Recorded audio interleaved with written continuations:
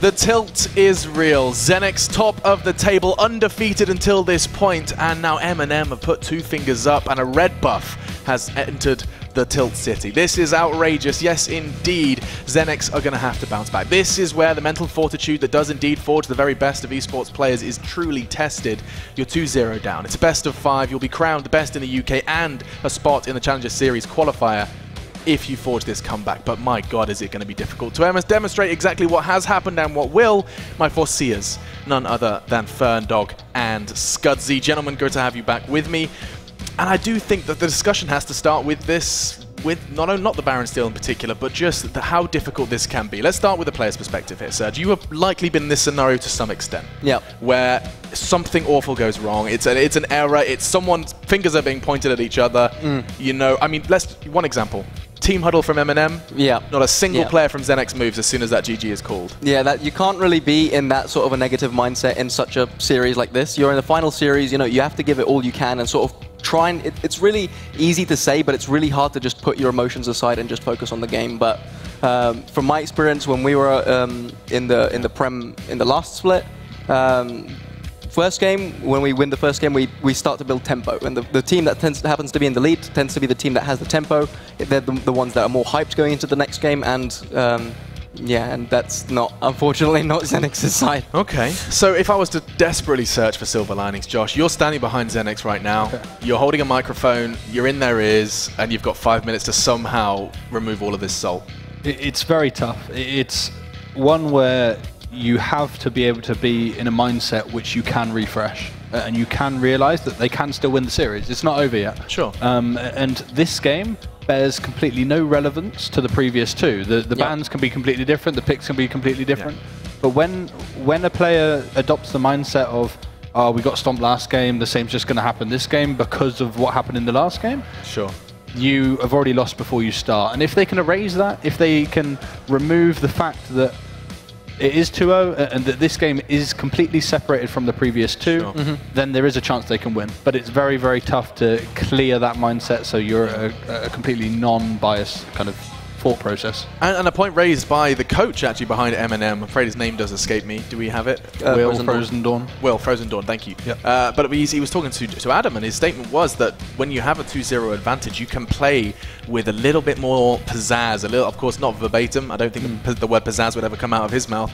But you know, you can play with additional aggression. You can take more risks, and that's scary in itself, right, Serge? There's no denying that Definitely. You can be naughty. Yeah, I mean, you mentioned earlier whether MnM are going to start to be a little bit cocky, a little bit arrogant. If there's been a game where you're going to see it, it's going to be this one.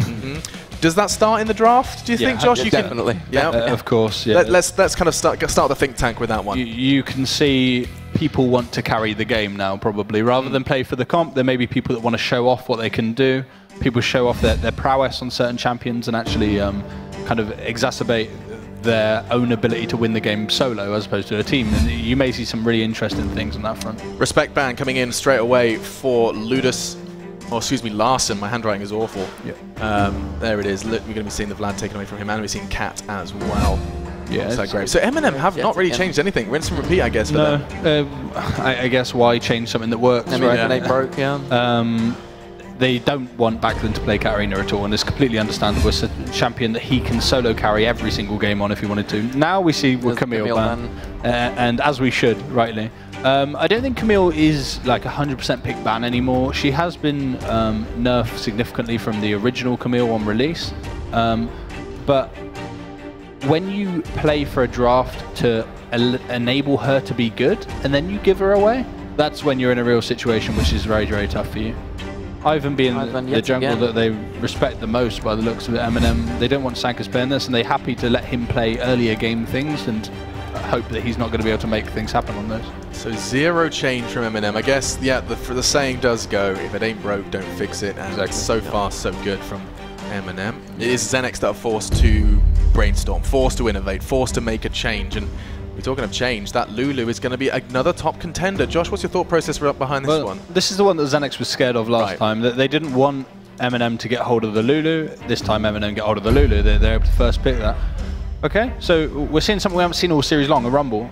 Rumble is one of the strongest top laners right now. He's blind pickable. He has very few bad matchups. He always pushes the lane though, and however is very gankable because of that. So you're likely to see something from MnM that can facilitate ganks onto the Rumble and actually pressure that. But if this guy gets out of laning phase, if Rumble gets out of laning phase, he's able to fight around these neutral objectives into choke points, they're able to kite into choke points with the Ashe, then this is much better from Xenex, much more what I want to see in terms of the draft, and this should have been happening in game 1. No Rengar, of course, this time as well. Candyfloss, 2 games of successful Rengar, and it's going to be taken away from him into the 3rd. Yeah, I'm actually surprised to an extent that that was Ashe and not a jungler there, because there's Graves, there's Ivan, there's Rengar all taken off. So you've got Lee, Elise, and maybe Cal. Oh, there's the cheese that we were looking forward to. So anyone who knows anything about Candyfloss at all, this is his one trick in Challenger, right? This is what he's known for. Oh, Serge, you're giggling. Talk to me about Evelyn. What's the story? It's just it's just disgusting to play against, really. Yeah. This guy will just go full AP, Dark Seal into the Medjais and just be in your jungle. Medjais? Is he nuts? Medjai, that's what he does. He does that. Because he knows he's going to get a lead on the champion. And he'll just be in your jungle 24/7 and just take away all sorts of jungle pressure and leave the lanes to themselves. Yeah. Well, I think Foxtrot will have fun casting that one. We know he's probably going to make a nerdy video about it later. Olaf coming in. Yeah, as the well. Olaf. That's something we haven't seen through the series yet. It was with the Stoneborn Pact buff changes from the old Bond of Stone. That's something that synergizes very well with Olaf. He never had a good keystone before.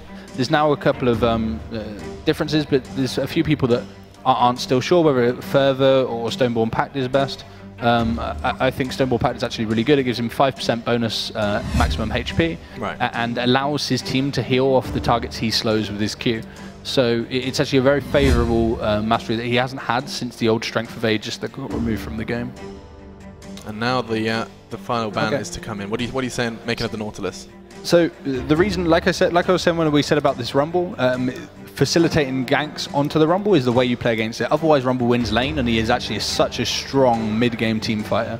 And Nautilus and Kled, 2 champions that can do that perfectly. They can facilitate ganks onto the Rumble with pretty much any jungler. They've got a non-CC jungler in Evelyn. This may be Candyfloss just wanting to play it because it's his favourite champion or it's his best champion. But equally, a non-CC jungler against Rumble, who they will need to put pressure. And there's not going to be many lane matchups where Rifty can do much. Maybe a Renekton comes in. Eyebrows are raised in the house when we see the Bard logged in. You're going to have to elaborate upon that one, Serge. I mean, you know how we mentioned earlier that this could be the game where MnM starts to get a bit cocky? Yes. This could at the same time be the game where Xenex starts to get a bit YOLO, where they just all in, put all their cards on the table and just see what they can do with their comfort picks. Right. And this could, in fact, be the game where we might see some form of a comeback. There's the Renekton that we spoke about. Yeah. That's something that's very, very powerful, but it's only powerful for a limited amount of time. Its damage does fall off, and then he will optimize into being a tank. But equally, there is pressure. If Shikari doesn't play correctly, and Renekton can get on top of you alongside that Evelyn and land stun, then Rumble's in real danger. I think the Bard, going back to the Bard, it's very much about playmaking. They need to force things this time so that the game isn't in MnM's hands to throw. It's actually in Xenex to actually gain the lead, rather than just let MnM be what they want to be with regards to what composition they're playing. The RA is quite interesting blind. Every single mid laner apart from Zed and Katarina is open. Oh, Vlad actually too. And now Backland's back on Victor. He struggled to have a real impact in last game. He did what he did. He didn't really fall behind, but he didn't get ahead either. And Xenex so many times with regards to the rest of this split has needed Backland, or has relied on Backland being the one that's really carrying the team and real force in the team. And we have yet to see the Backland that we have kind of set the scene for. Quite the contrary can be said for Larson, who as anticipated has performed within that mid lane. The question is now, gentlemen, with 30 seconds left on the clock, is who has won this draft, and do we get to see a 4th game? I'll start with you, Josh. I'd very much like to see a 4th game, and I think this is the comp that has the best chance out of the 3 we've seen so far for Xenex. I think they've got various strengths at different points in the game. There's points where MnM, if they don't get unnatural gold leads, are going to be weaker. So when Renekton starts to fall off, Rumble's damage is going to maintain for longer. Fighting in areas where Bard lands good ults, where Ashe lands arrow, and then Olaf running onto the carries can really make it difficult for Caitlyn to work. And Rumble's going to do enough damage to kill the whole team. So eyes on top lane for you, for Xenex. You have to see a successful top lane for us. Rumble needs to do his job correctly and not fall behind to Eve ganks, which will 100% be invested in topside. Well, lots to be excited about. The final question is, do we see a fourth? It's a yes or no, I'm afraid, in the interest of time, Serge. No. This is the game that MnM is probably going to 3-0. You know, when you're 2-0 down in Sankus's position and you see an Evelynn being picked, you just want to bleach your eyes. There's absolutely there's absolutely no redemption at this point. Well, sometimes I want to bleach my eyes when I see these casters, these faces. Yes, it is. It's none other than Munchables and Foxdrop. Good luck, and let's see if we see a fourth. No need. No need for that one, Machine. Yeah, so the Evelynn pick. That has to be the talking point. We're going to go straight onto the Rift here. 2-0 is the lead to MnM. Xenex, they want to make a change to that matter. Candy Floss going with an Evelynn pick. We've got an Olaf in here. We've got a Bard. We've got an Ahri in the mid lane. This has been a very interesting champion select. It has been an interesting draft, and I was talking to Xenex's coach before the games, and he said usually what happens when a team is on the ropes, they revert to their standard style, and comfort picks come into that, and sometimes it doesn't work out. So we'll see whether or not, like, comfort picks, obviously the Candy Floss's Evelynn is, you know, like Fernog was saying, it's his one trick, so you can expect a lot of pressure coming out of him. But I think in the early game, it's not a matchup where Olaf needs to be too afraid. She hurts, but if Olaf can just keep lobbing those undertows down. That's the thing about Olaf, right, is in the early game, he can be very good in those duels because of his passive. He gets that attack speed more and more the lower HP he is. And because undertow is on such a short cooldown, if you can grab the axes, it's very difficult to actually go toe-to-toe. And it's whether Candy Floss will be able to find correct situations. He is going to be spotted out where he's starting, which is good for Xenex to start things off. Yes, and part of the matchup as well, just last thing to talk about, is Olaf into Eve. If Olaf has gone for the further, instead of getting the new Bond of Stone, that also plays into his favour in this early game matchup. But still, we touched upon it on the desk as well. The top lane is going to be where a lot of stuff happens, and Ferndog, I say his name all the time, it's like I'm in love with him. I'm just going to admit it, Extreme Minute, there it is. He's the right one out there. But he did say that Shikari needs to do his job on Rumble, and that is something that really we haven't really seen so far coming out of him in this series. The last draft where they left Camille open and picked Poppy into it instead of picking the Camille. Yeah. Apparently that was intentional because Shikari usually does well with Poppy into Camille, but it's just nervous perhaps. So. And I think a key thing to take away from the draft from Xenex here as well is this is much less like okay, we want to wait until 50 minutes and then win the game. They're like, okay, that's not working. We tried that twice now, and both times it kind of flopped. Yeah.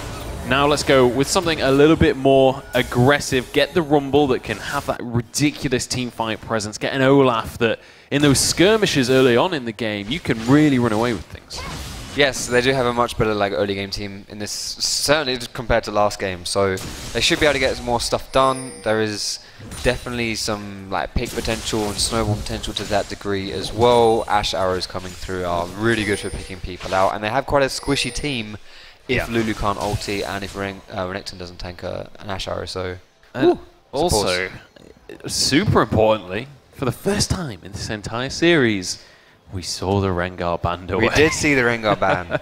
And speaking of first, there's another one. It's a pause.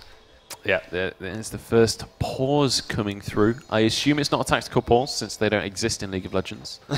And we'll hopefully be able to let you guys know why it has been paused. And hopefully, seems like we should be able to get underway again fairly shortly. Yes, looking down at the players, it looks like everyone is still in possession of all their limbs. So hopefully... So congratulations there. Congratulations to them, and it means that the pause shouldn't be too long. It's most likely a technical issue and not so anything else. Let's talk about this matchup then, Eve versus Olaf, right? So we've mentioned how Olaf, he can hold his own in the 1v1. Is Eve going to be looking for 1v1s? Is that how you play Eve in the jungle? Because I know a lot of the viewers out there, they probably wouldn't have seen an Eve game in the last year. Yeah, I mean, Moon in the LCS and FlyQuest, Moon as a pocket pick whips out Eve every now and then, but it's far from meta. You know, if you're predicting picks and bans in the draft, you don't predict Eve really. But yeah, I mean, Eve is a really unique champion. She kind of plays around skulking the opponent and getting early pressure. But like you say, doesn't really want to find Olaf in that 1v1 early on, because Olaf probably will win that. However, Olaf as a champion in these early clears exceptionally fast, but relies on the fact he has to get low on health to do that because his attack speed increases the low health he's on. So if Eve finds him low on health in his clear, certainly she can do something to him. And if you want a champion out there who can find Olaf in a vulnerable position, Eve is probably the go-to champion for that situation. So we'll see. You know, it really just depends on the situation, but it shouldn't be too volatile, you would imagine, at least. In a lot of games, we see laners being very dependent on the jungler, like facilitating them winning lane.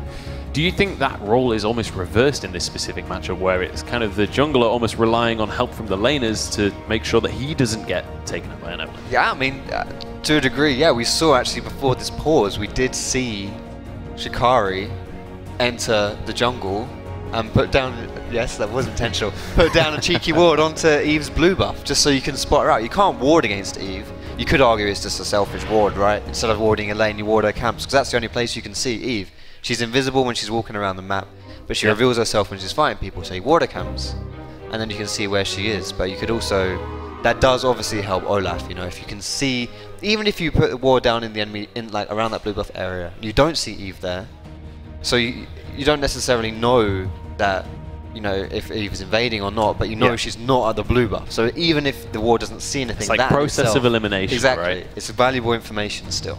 Yeah, for sure. And that's kind of the way you have to play around these stealth champions. Is you can't just ward Tribrush, for example, and watch them go through. As you say, should be invisible. So you have to be creative with that and kind of figure out where they are on the map based on the information that you do have. And we'll see how that's going to affect them in this series. Whether Candy Floss can run away. Obviously, this is a pocket pick for him. This is something, arguably cheese, coming out here. We know he plays it a lot in solo queue, but we've been talking a lot about this. This isn't solo queue, right? And the Xenex is a team that prides themselves on their cohesion as a unit, on their macro play. So whether or not the Eve is going to be an effective tool for MnM remains to be seen. Yeah, exactly. I mean, a lot of these kind of cheesy-ish champions, junglers, tend to not work so well in competitive, even if they're dominant solo queue champions. For example, Shaco is another good example of this one. I remember back in Season 2 when I was playing semi-competitively, go for lols, you know, all that stuff.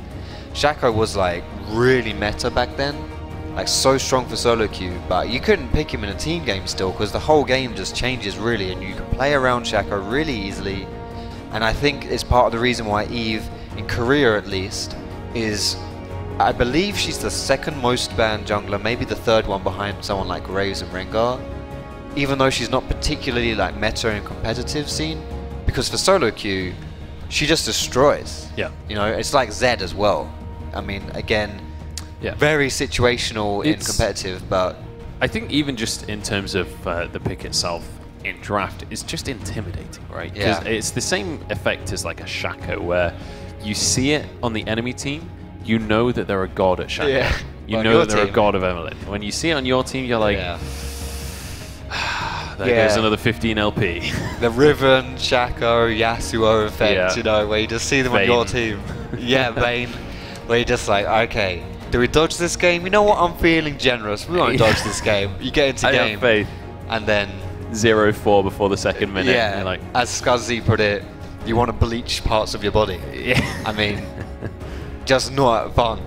Not something you want to see on your team, and not something you want to see on the enemy team, because they pop off as well. And I mean, if someone's going to pop off on Eve, Candy Floss is the fella to do it. Yeah, it certainly is. Looks like should be resolving these issues. As you can see, admin's hard at work trying to make sure this is all. Have you tried turning back on off and on again? That is the question. Should I shout that out? Control-Delete is a good shortcut I like to use. Download more RAM. Come on. What are you doing? He's just heckling the admins now. But so far, this final hasn't really been going as many people were expecting. We thought that on paper, this looked like it was going to be super close, right? We had this new version of MnM that's much more cohesive. They've kind of found all of their players and made this unit. And then you had Xenex, who this entire season, they've been very consistent. They've been dominant throughout the group stages. And both teams were super confident coming in as well. But then once we get onto the Rift, the results don't really No, they're not reflecting that. And when you say this isn't the finals people were expecting, I can tell you that there are 5 people down there who were expecting this. People on the MnM side. Well, 6. 6, if you include the coach. I mean, even the owner, I was talking with the MnM's owner earlier, and I was like, so what do you think? And he's like, oh, it's going to be really close. And then after the last game, I said to him, so what do you think? He's like, well, it's not over till the fat lady sings. He's like, you know, he really doesn't count his eggs till they've hatched. But, I mean, we were expecting more resistance from Xenex, and I feel like they're still in a position to do it. Like, a team that prides themselves on stuff like macro should be a team that will find ways out of a situation like this, you know? And, yeah. I mean, Xenex's coach is very confident they won't tilt. I said to them that might happen. What happens if your team goes 2-0? Will you tilt? He says we won't tilt. So yeah, he's confident in that at least. Yeah, when I was talking to him earlier, he was very adamant on, first of all, the fact that they were consistent. They weren't just going to tilt off the face of the earth. They weren't just going to kind of lose their cool and end up throwing games away. But also he was confident in assuming that the draft doesn't get kind of messed up in a way that they're not expecting, then they should be perfectly fine in the Rift as well. He's comfortable in their personal play. They've done a lot of one-on-one coaching recently. But we are back onto the Rift. Sanka's of the Rift, looking for a free buff right now. He's probably going to get it as well. I don't think Candyfloss was expecting this invade. He's down doing his Krugs. Meanwhile, Sankox is stealing his red buff. And they might transition this into a gank bot lane as well. Candyfloss will most likely check his red buff rather than going bot, or maybe not. Go. No summoner's going to be used here. Decides against it in the end. I think aware that Candyfloss was around this part of the map, but actually they are going in. They're looking for a different route though. Ludders gets the ignite onto him. One more auto would finish it off, and it's going to be the first blood. Undertow from Sankas. Here come the teleports. This is going to be a battle, ladies and gentlemen. Inax is going to be the target, and he will go down immediately. Sankas trying to dish out those axes and slay those health bars, but in goes Tempo. Double kill for him. Make that a triple on this alligator. Damn. That is not the start you wanted from Xenex. I mean, it was to begin with. It could get even worse, though. Oh my goodness, Tempo once more. Can't quite find a 4th kill, but what a start for the top laner. Exactly what Xenex had planned. Really cheeky start to the gank. Are they going to die for this right here? Oh my goodness. Tempo just, I think, actively sacrificing his life to, I don't know, send a message. Right? Well, that certainly sends a message. I mean, he loses double buffs and he gets shut down. But there are 2 extra assists coming on that kill, so I mean, that's pretty ballsy. I mean, that is definitely out there. And what looked like a good proactive play from Xenex, just, I mean, yeah, you've got to respect the fact in this top lane in the early on right here, in the lane phase, Rumble versus Renekton, Rumble is fine. Yeah. Renekton is not objectively just like purely stronger in the lane phase. Except when he's 4-1. Except when he's 4-1 and when you TP into small skirmishes. Then the Renekton provides a lot more than Rumble does, because Rumble really only starts providing stuff with his ultimate, right? Yeah, you could say that matchup kind of equalizes when Rumble hits level 6. You could say such a thing, Joe, but I'm not sure whether we should. Yeah, it's a dark path you're walking down, my friend. It's like one of those, has science gone too far? Just because we can do it doesn't mean we should. But phenomenal start. Oh, blimey heck. Someone's moving some furniture or something. Phenomenal start for MnM in this one. 4-2 is the scoreline. Oh, Shikari is not having a fun time. Larson grabs that kill. Tempo, he's not even going to get an assist on that one. He's not even part of the fight. Sankas is in this bottom lane. Look at this, just being purely out-traded. Inax down to 200 HP. It's just all crumbling apart, isn't it? This is not good. And if these guys... It's not it, my friend. Fellow human. It's not what you want to see in the early... I mean, there's not really too much to say about it. Like, obviously you don't want to see this stuff. People are going to start getting desperate. I mean, this is desperate, honestly. But Backlund has made a roam. Desperate times call for desperate measures. Backlund is level 6. He's trying to burn through Ludder's health bar. One more tick and it will be a kill. They traded for a tower in the top lane. Then at least they've got something on the board. They've got a kill on the board, but they've lost first blood tower in 7 minutes. They're going to get more. Yeah, they're looking for it. Undertow lands one more hit. Sankas gets yet another one. And that is going to be another nice little bonus for them. Tempo's level 6. Candyfloss is hanging around. He wants to go in onto Shikari. Once again, flashes down. Tempo wants the dive, but Candyfloss says no. Yeah, and this is what we were talking about early on, how if you put focus onto this top lane with Rumble, and you have a no CC jungler, you have to get things done very opportunistically. Or stuff like this. Not too much opportunistic about just zoning your top laner. But where's his help? Honestly, they tried to match a play in the bot lane, which they did get 2 kills. That's great. They haven't even got the tower yet, though that's probably going to fall soon. But honestly, like this tower... They had to back away. Caitlyn arrived, so they didn't even get to finish the tower. Yeah, that's true. The tower is still alive, and like they're just losing so much on the top side of the map, and we're only 7 minutes into the game. Like. Yikes. Yeah, this is a scary start. Yes. If you're a Xenex fan right now. 2-0 down in series. Larssen, he finishes the tower at the last second, doesn't get stunned, and Backlund will go down. Larssen with the solo kill. Prosper, he wants to punish. The equalizer just entirely whiffed in this one. Hado will be there to protect that 9-tailed seductress in the mid lane. Ludders in the meantime, just pushing away. It feels like there's no silver linings for Xenex right now. No, this is all... well, it looks like it's crumbling. 3,000 gold at 8 minutes. If it didn't look like it's crumbling, well, we can see it is crumbling. Very definitely here. But, I mean, the late game on Xenex isn't terrible. I mean, you've always got to play for late game, I guess, in a situation like this, because you can't exactly open. So, they do have potential coming out of Ashe. They do have potential out of the Rumble ulti with the Equalizer and Victor's damage as well, but... when Renekton is already applying this much pressure to your top lane, it's just so difficult. Like, you have to help somehow, but you can't. 1,500 gold lead difference just in the top lane alone. That is obscene, frankly. There's not a single member on MnM that's behind. I mean, just straight up, Frank here. What is it that Xenex can do to actually stay in this game? It's only 9 minutes in. Have they lost already?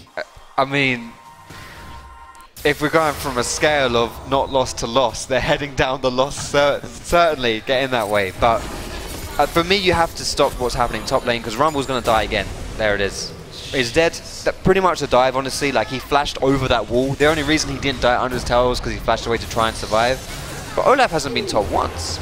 They're just putting all their eggs in the Inax basket, and is it even, you know, is it even worth it? All right, trading a kill here. It's 1-0 so far, but Candy Floss has arrived and he finishes off Inax. Ludders might just go down, but Sankas can't land the axe, and he's finished by Tiempo. Candy Floss is out of mana, will get stunned for Prosper. He's got nowhere to run, he was going the wrong way anyway. Tiempo gets yet another double. 7-1 on 0. Not what you want to see if you are Xenex. And specifically if you're Shikari, that is not what you want to see. I mean... yeah. This is... yeah, difficult, I think, is probably an accurate word to use here. I just, you know, the thing is, you have to somehow, I mean, I want to use the word equalize, but I'm, you know, I can't say it because Rumble's in the game, but you need to equalize this top lane. Like, you have to sort of stabilize, I guess is a better word, right? You have to stabilize this top lane because, I mean, to be fair, it's too late to do that now because, you know, you've already lost 2 towers in 10 minutes. But somehow you've got to stop this Renekton from being such a bully in the lane. And I'm a bit surprised that Sanklix didn't show top at all, because he's trying really hard to make stuff happen bot side, and look at the advantage that they've got. Oh wait, you can't see it because I didn't get any. You know, there's nothing, I mean, there's just really no advantage there at all. And it does make sense, right? You want to try and start more fires than putting out fires, right? That's how, as a jungler, a good way to be playing, right? But you gotta stop Renekton diving a top laner, right? That can't happen. Yeah, we need to see some kind of proactive. Realistically, for Xenex right now, they need to find a situation where they can fight and Tempo isn't there. Maybe in that scenario they can pull something off, but even that is very difficult to achieve at this point. Even that's difficult, and if we were playing like any other game here, a 1,000 gold lead from Ahri onto Victor, that in itself would be significant. The only reason we're not talking about it is because Renekton is 7-1 and 0 and has taken 2 towers top lane. This is the... I mean, we've talked about how good Rifty is. Backlund actually getting 1v1. No, the Ignite doesn't quite finish it. Larssen is going to eventually go down here. Looks like it's Sankas that gets the kill in the end. A minuscule, a modicum of health away from getting that solo kill, but can't quite finish it. And again, another situation where we see one of these players maybe be a little bit cocky. Yeah, I mean, honestly, the only high point of this game is Sankox and his score. But outside of that, there's not much going. I mean, you don't want these kills going over to Sankox, you don't. He's not the person who's going to bail you out of this game. Well, Prosper has been found. Agony's Embrace, Ace in the Hole, all of these ultimates going through, and he will end up dropping in the end. Hado, the one to grab that kill for himself. But how do you get through this wall of meat that is Tempo? You don't. You just have, like, it's that really awkward situation now where you can't get through him. You just got to get around him somehow. You know, he's... I mean, unless he does something really dumb. Which, to be honest, if you're this far ahead, your eyes get a little bit big here. We will get into a situation where, or it looks like we'll get into a situation where there's no more tier 2s available. Baron won't be up yet, and you find MnM kind of struggling for what do we do next kind of thing. Because obviously the inhibitor towers can be very difficult to siege without a Baron quite early on in the game, but doesn't seem to be too much of a problem from right now. Not yet. I mean, honestly, their siege is not great, like you said. I mean, they've got Caitlyn, that's about it. I mean, obviously they've got like tools to use around the siege, like they've got good disengage and stuff like that. But the actual sieging element of taking towers, honestly, is not that great from MnM's side, especially when you compare it to the fact that you're playing against Victor, who can clear waves really well, and then you're playing against the Rumble ulti, the Ashe ulti, the Bard ulti, and the Olaf Ghost, which means that if they want to then like break the siege by initiating, Xenex has a really good comp to do that. Now, whether or not you really do want to go in on this MnM squad when you are this far behind this early on into the game, it's probably another story, but yeah. Still, you have to imagine at some point that these waves start getting so far into Xenex's base here from MnM's side that it just becomes unrealistic for MnM to keep pushing. And like you say, we're so early on into the game that Baron isn't on the table yet. So when that spawns, I would imagine, I'm putting on the crystal globe here, I'm predicting that it's going to be a little bit explosive after that. Yeah, you've got to expect that kind of 20-minute Baron almost candy floss. We'll get caught up here by a Tempered Fate. There's an equalizer, stunned up inside of it. This is good for Xenex. Wow. Now Larson jumps straight on into his stun. He might just go down himself as well. 2 kills for Xenex and nothing traded back. Finally, a good situation coming through. I mean, to be honest, it's like we were saying, where MnM kind of ran out of stuff to do. The initiation from Xenex is good. Olaf Ghost, Rumble ulti, Bard ulti, Ashe ulti. You can find someone with this composition. It's very difficult for them to escape. Yeah, and they managed to get like around the Renekton as well because he wasn't there. His TP was really late. Tiempo not getting in time to be able to influence that one. And they're going to try and go for siege of their own. But honestly, like if they manage to... If Tiempo dashes in here, pops his ulti, then Lulu knocks people up as well. He's disgustingly strong right now. Yeah. It could happen. Like they could 3v5 this fight if Renekton gets a good enough engage. He's at a point in this game that you very rarely see in League of Legends, where someone gets kind of hyper-fed very early, and it's one of those games where if you're on the receiving end of this, you almost just want to send an email to Riot like, why is your game so broken? How is it possible for me to win this game? But obviously, past transgressions do come back to haunt you. So yeah, I mean, look at Shikari's build, man. Nothing but Zhonya's, just pure Zhonya's. He's had enough. He's had enough of this Renekton. There you go. There we go. He's picked up some more stuff here. 2 control. Like, see, that's discipline right there. We're talking about how Xenex is a disciplined squad. The fact that Shikari is so far behind and he's still investing a decent amount of gold into Vision, rather than being like, yo, I'm so far behind, I just need to like save up all my gold because I need items. He's actually, you know, that's good. That in itself is nice. That it shows that these guys aren't just going the solo queue approach of trying to win this game, which it won't work. It shows if they do want promise. to win this game. Yeah. In terms of the team in the future, looking at future seasons. I mean, this isn't quite over.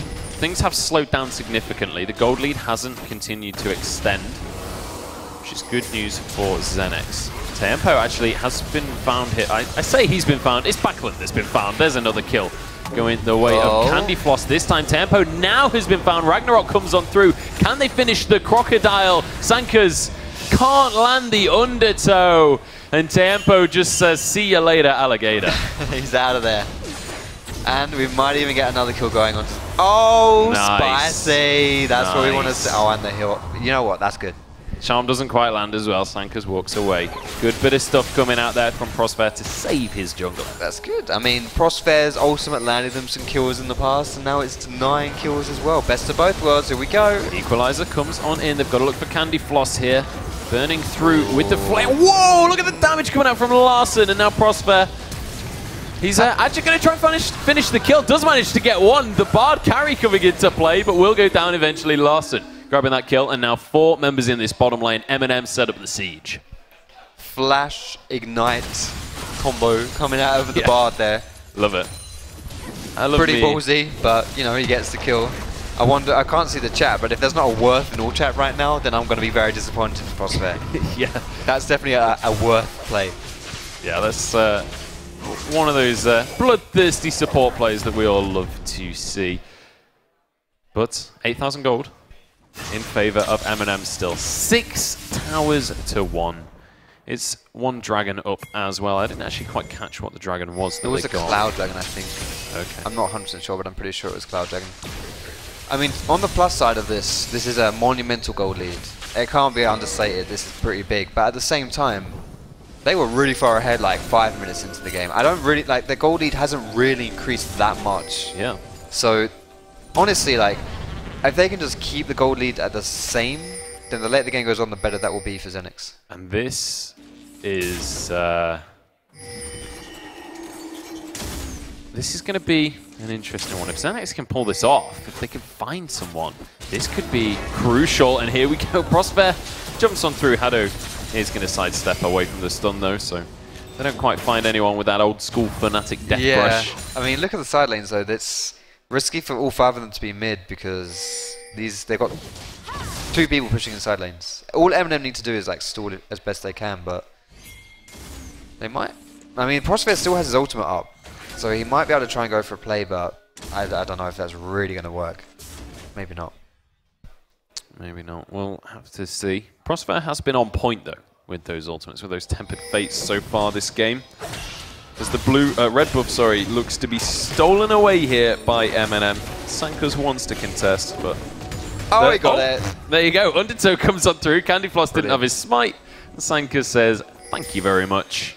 I'll take that red buff. Earlier in the series, we had a red buff stealing a Baron, and now we just have a classic red buff steal. Yeah. Red buff the target of all kinds of thieves. Oh, there's still Here we go. Agony's Embrace goes down. Huge shield. Ludus is the target right now and will drop immediately. Couple of kills going the way of MnM, though. Sankers trying to chase these ones through, but Tempo's arrived and finishes off yet another one. Candy Floss, he wants to chase for Sankers, but more importantly, they want to head up towards this Baron pit area. He's going to go down, though, and if he goes down here, this should be the Baron. But you have to look at Backlund here and think, I mean, you can't really put all the fault on Backlund for this one, but his ultimate's still up. He's on full health, full mana. He wasn't in that fight. No. He wasn't. And, I mean, whether or not Backlund should have been there, or whether or not Xenex just should not have taken a fight when Backlund wasn't there, it's that is desperate. The question. Here we go, though. He wants to get onto Larson. Does get 1 kill for himself. That's Tempo good. Trying to force him away. And he's denied the Baron. Really nice stuff from Backlund. Using that full HP pull, using that ultimate.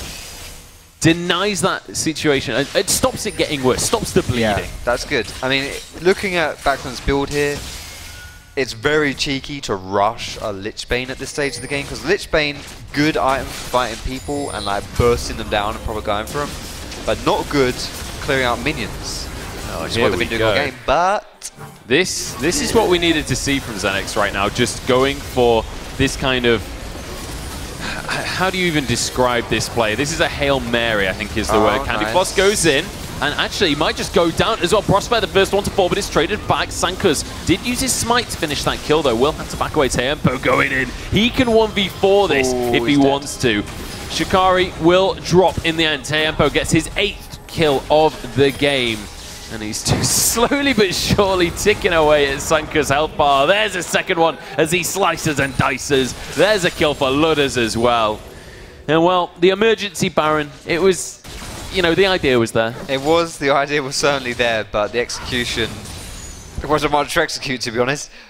Yeah. Losing 3 people here is tough as well, because minion waves pushing in multiple lanes. You're gonna lose something here. Yeah, this is a painful situation now. Minions will be caught by the Tempered Fate.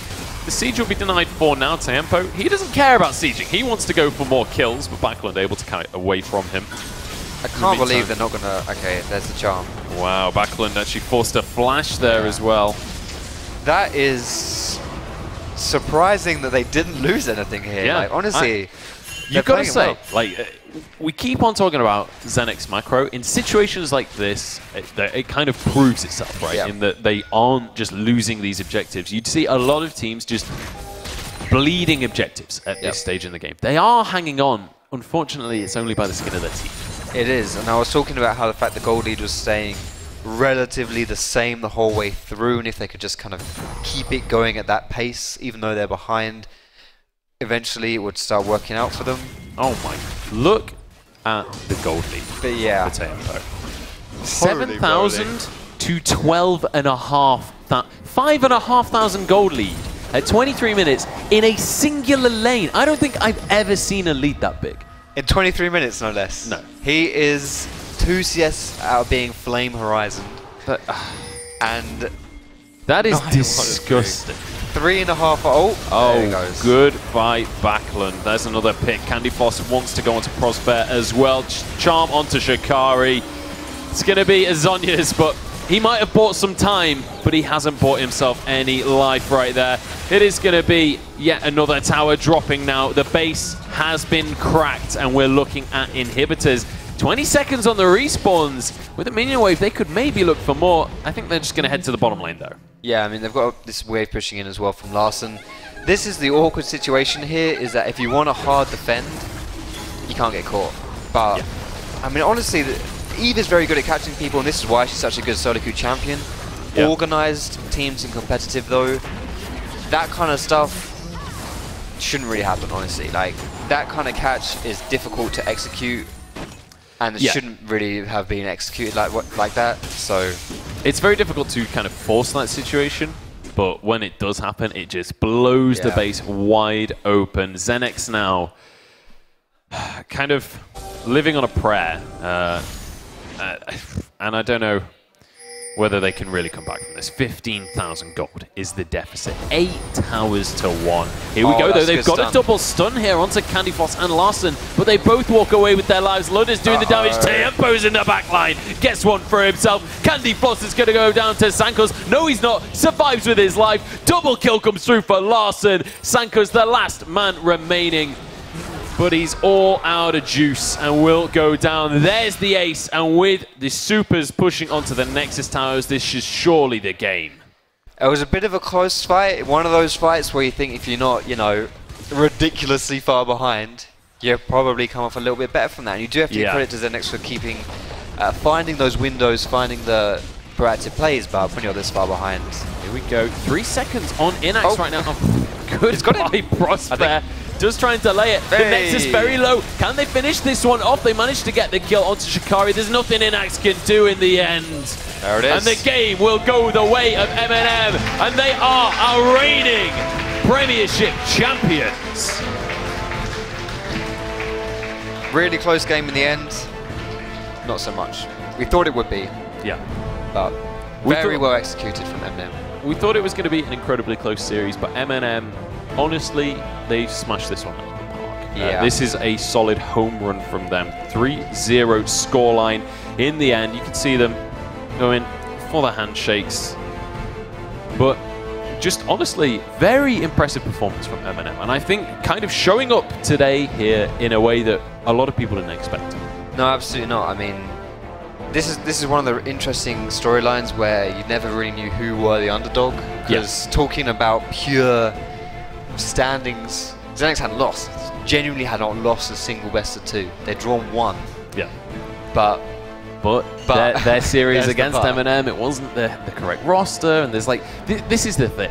On all of the topics we had coming into this series on like trying to figure out who was the underdog, who was the favorite, every statement that you said had to have like a caveat on it. There was always an asterisk and like terms and conditions to whatever you said, because there was not quite enough information. And MnM coming in here and just proving their standing within the UK scene, and proving that they deserve to be our champion for the 2nd season in a row now. And you have to also be happy for Tiempo, previously Rifty. Yes. 3rd time's a charm, buddy. I don't know if you can hear me, but congratulations, mate. You finally won one. Yeah, we were saying always the bridesmaid, never the bride. He obviously caught the bouquet last season. Now he's able to take this. I mean, and in style, that last game, honestly. Yeah. Well, yeah, if you're going to win a Premiership, that's how you do it. He did play really well though. Even the Camille game where he wasn't like 10-0.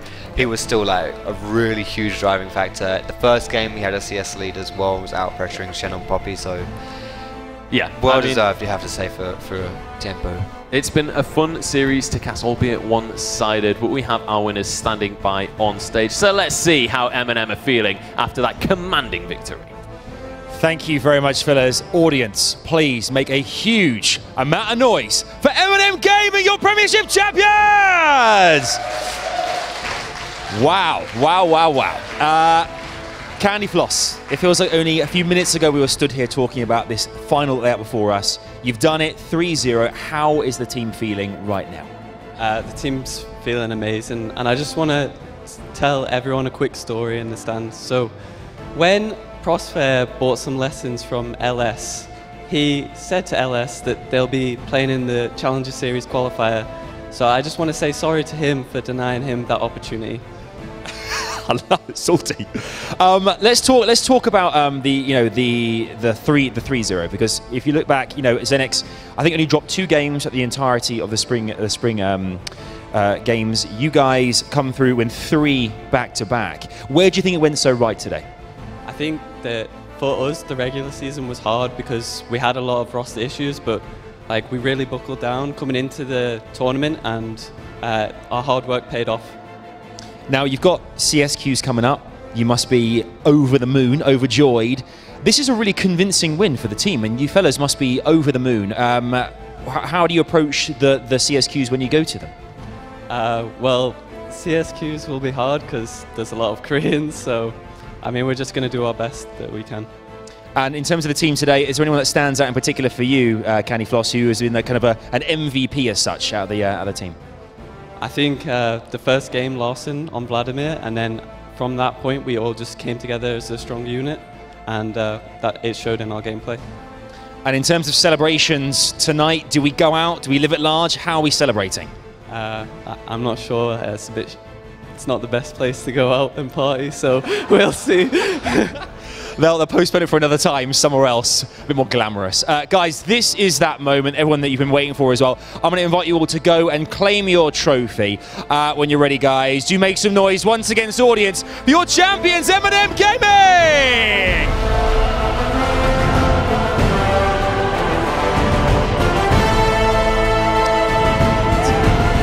Congratulations to MnM Gaming, our League of Legends Spring Season Final champions. It's been an absolute pleasure from myself and being on the main stage with the team. Thank you so much for having us this weekend. Big shout out to Windows 10 and Owned by HP as well for having me. It's been a pleasure. I'll throw it over to the guys in the gallery who are going to break down this final series for us. A bit more detail, but for me it's goodbye, and we'll see you very soon. MnM have done it. Your champions of the ESL Spring Season Premiership are MnM Gaming. They fell to Xenex in the regular season, but on the grand stage, when it truly did matter, they overcome adversity. They overcome their opponents in Xenex in swift fashion as well, 3-0. to gain the crown and defend themselves as champions of UK League of Legends. Quite the feat from MnM, and now to break it down, Serge and Josh are joining me. You can see there's a lot of smiles on that side of the stage. Hard fought for some, no doubt about it, despite them attempting some sort of awful dank meme about LS coaching. How dare people attempt to actually try and improve in the game? Yeah, how dare you try and be good at a game and succeed and actually, you know, get better? Yep. I don't find it very funny. Nice try, though. Either way, joining me, we do have Serge and Josh. Let's talk a little bit about this third game, because it felt like it was an open and shut case in the pre-match. A little bit. And in the post-match, I feel like we might be saying, what do you say about that one? Well, you know how I said before that it felt sort of like a YOLO draft? Yeah. Where you sort of just put all your cards out on the table and see what you can do. Yeah, that didn't work. Yeah, that didn't really work. The Rumble pick was a bit optimistic. I mean, I don't know how comfortable Shikari is with that particular pick, but Renekton coming out strong. Very early lead, triple kill in the bot lane for Renekton. That sets him snowballing for the rest of the game, and everything else is history, pretty much. Yeah, I mean, Josh, you had some faith in the Rumble pick. You had a lot of faith in what Rumble was capable of, right? I mean, you believed that it was a pick that could work. However, you could not anticipate a performance like that from Tiempo. Yeah, for me, it was much more about the mentality of this game as opposed to the actual strategy. Tiempo's really, really crazy in this game. He used the opportunities that presented themselves to get a massive lead, and that ultimately snowballed the game. But I do feel that Xenex weren't the Xenex that we've seen all split, especially in this last game. After we saw what we saw in Game 2 with the whole red buff Baron steal, that was probably the final nail in the coffin for Xenex, really, in terms of holding out that positive, strong mentality that you need to win a series like this. Definitely. Spectacular win. I was going to say, this goes back to what we were talking about before the series even started. You know, Xenex, as we said, this is a new experience for them. Come in to play on a stage or a stream in front of a big crowd.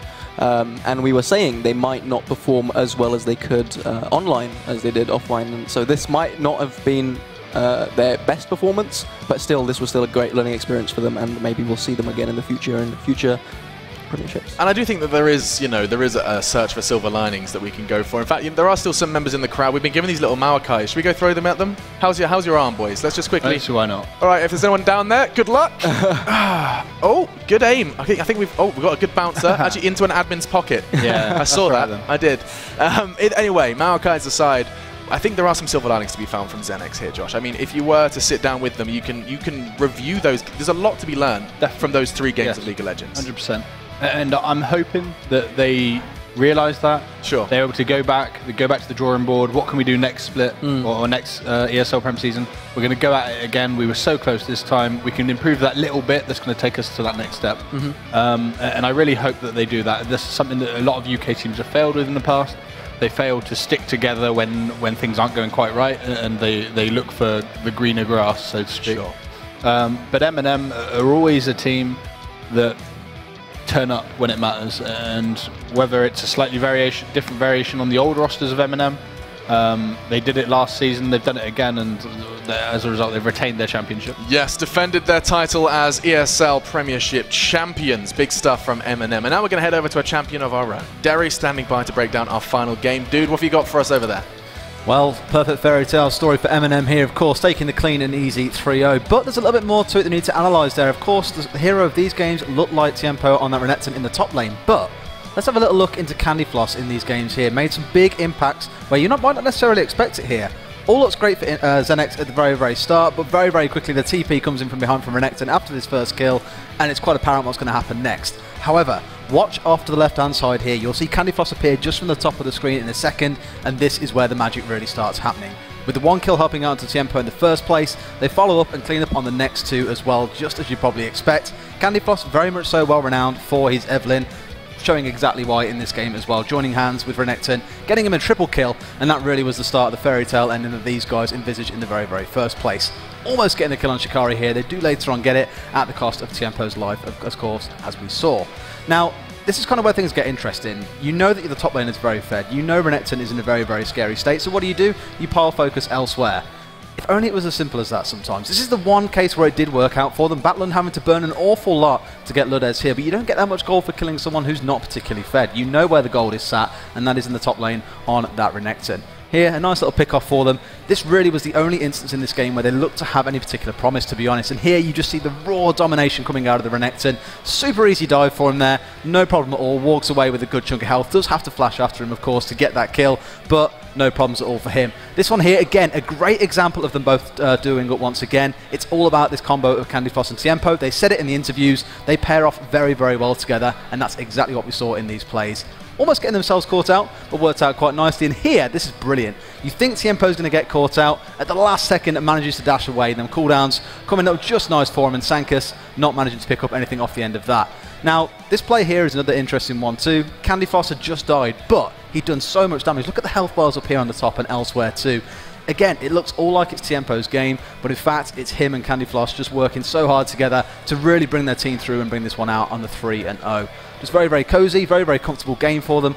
Nothing really looked like a massive threat. No lane seemed to particularly lose, and then of course, the final game that we come into here, well, the final fight, I should say, in this game, it's just a whitewash. It looks great for Xenex at first, but then it just happens so that Larson, everyone else turns up and joins the party, all riding on that Tiempo hype train, and before you know it, it's them with the clean ace, and of course, about 30 seconds later, the game closeout. Flawless play from them overall, and very, very well-deserved 3-0. Well-deserved 3-0 coming in from Derry. Does that resonate with you? I mean, it does seem like they worked harder. The Candy Floss synergy over with that top lane. Is it pretty much all praise for MnM at this point, Josh? On the day, whether that's through the draft phase, whether that's through the actual gameplay, they were the better team. And I don't think there's anyone that can dispute that. I definitely don't think this was exactly the same Xenex that we've seen in the main split. I think there was better moments of Xenex that we'd seen throughout the main split that we perhaps didn't get to see here. Whether that was nerves, whether that was a difference in preparation, I don't know. Derry, do you think nerves played a factor in this? Do you think it was, I mean, especially coming into the Salty Game 3, do you think it was more than just a physical game at that point? Salt implosion probably in Game 3, yeah. It was just, I agree with Josh completely. You know, throughout the season, Xenex have looked solid. You know, beating out MnM, last year's champions, ending the season 6-1. What could have gone wrong? Right. Suddenly today, they turn up at a LAN and it just all seems to fall to tatters. MnM with some good prep, I think. A combination of that and Xenex just having a bit of LAN nerves, to be honest. Derry, loved you at that weather, man. Thank you so much for being a part of the show. No we problem. wave goodbye to you now, and we are going to do the same to you guys at home as well. The ESL Premiership has come to a close. The spring season has concluded. Of course, congratulations to both MnM from League of Legends, and yesterday we saw FM Esports picking up their title as well for Counter-Strike. Now, gentlemen, this is when I turn to you, and do we just get those closing thoughts on what we witnessed over what was, admittedly, a brief best of 5. We'll start with you, Josh. Hanging up your coaching hood for a second, stepping onto the analyst desk. You had a good time? No, yeah, it's been absolutely great, and thank you for ESL for having me. And overall, really good series, really nice to cast. Maybe it would have been nicer if we could have had a bit closer series, and Xenex could have put on some of the show that we'd seen them in the regular split. But ultimately, it wasn't to be, and MnM were the best team. And of course, Serge, you have been very cheeky and joined us on the desk when you've got a dissertation to write. Yeah. So I presume that's what you're doing this evening. Oh yeah, probably tomorrow when I'll be getting home. But all right, then. Thank you very much to ESL for inviting me here and making me still feel relevant in the scene despite being washed up beyond repair. But that's okay. And yeah, solid performance by MnM. A lot of patterns that can be seen from this. It's basically just MnM and their early game aggression and ability to close out games that just... We to an extent writ them off as a team that just gets by on individual skill. Does that still apply, do you think, in this 3-0 victory, or is there more to MnM than meets the eye? I mean, judging from these games, it's always been one person to just get the ball going, and then together as a team they would come together and use that snowball potential to close out the game. Indeed, the game was closed out swiftly by MnM, and they are your champions of the League of Legends spring season here for ESL Premiership. For now, though, it is time for us to say goodbye. The season will rage on, and if you've just watched the games and feel like you could be a part of it, it is available. Just head over to ESL's website. You'll be able to sign up and even play with some of your teams and maybe meet this young character once he's done his dissertation.